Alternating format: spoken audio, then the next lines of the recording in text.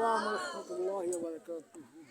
الحمد لله الحمد لله نحمده ونستعينه ونستغفره ونعوذ بالله من شرور أنفسنا ومن سيئات أعمالنا من يهده الله فلا مضل له ومن يضلله فلا هادي له ونشهد أن لا إله إلا الله وحده لا شريك له ونشهد أن محمدا عبده ورسوله أما بعد فقد قال الله تعالى في كلامه المجيد وفرقانه الحميد أعوذ بالله من الشيطان الرجيم بسم الله الرحمن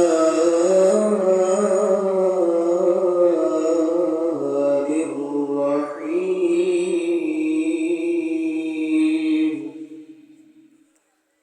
ولا تصل على أحد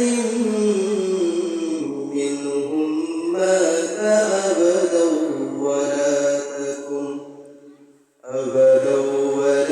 تكن على قبره إنهم كفروا بالله ورسوله وماتوا وهم فاسقون وقال الرسول صلى الله عليه وسلم ولو أن أعدت بعشق شجرة إن الله وملائكته يصلون على النبي يا أيها الذين آمنوا صلوا عليه وسلموا تسليما اللهم صل على سيدنا مولانا محمد وعلى آل سيدنا مولانا محمد الحمد لله প্রথমে শুকরিয়া জানাই সেই মহান রব্বুল আলামিনের দরবারে যিনি মহিয়ান সর্বশক্তিমান আমাদের রব, যিনি আমাদের খাওয়ান, যিনি আমাদের পড়ান, যিনি আমাদের লালন পালন করেন, তার প্রতি কি একবার শুকরিয়া আদায় করা যাবে না ইনশাআল্লাহ? সকলে বলি একবার আলহামদুলিল্লাহ।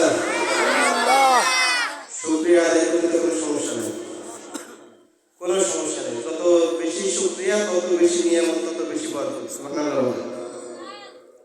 প্রথমে স্মরণ করি সেই মহামানবতার মুক্তির দূত, যিনি আমাদের নেতা, যিনি আমাদের শেষ ভরসা, তাই না?